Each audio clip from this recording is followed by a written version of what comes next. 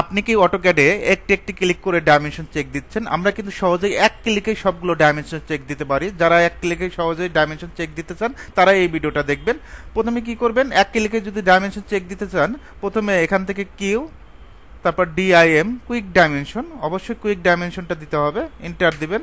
তারপর কতটুকু সিলেক্ট করবেন, এতটুকু ড্র্যাগ করবেন, ড্র্যাগ করে এন্টার দিবেন। এন্টার দিয়ে জাস্ট একটা ক্লিক করবেন, দেখবেন যে সবগুলো ডাইমেনশন কিন্তু দেখায় দিচ্ছে, প্রত্যেকটা পয়েন্ট টু পয়েন্ট।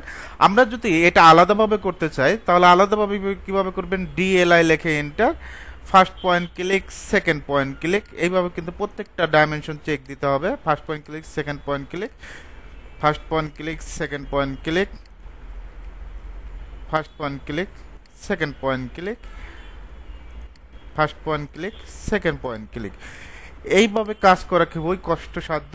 তো তার জন্যই আমরা কিবোর্ড শর্টকাটের মাধ্যমে কুইক ডাইমেনশনের সাহায্যে কাজ করব। আবারও দেখা দিচ্ছি, এখান থেকে দিবেন Q DIM quick dimension, enter দিবেন।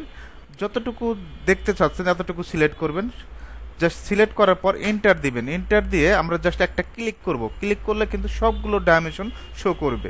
এভাবে চাইলে খুব সহজেই এক ক্লিকেই কুইক ডাইমেনশনের সাহায্যে ডাইমেনশনের মেজারমেন্টগুলো দেখাইতে পারবেন।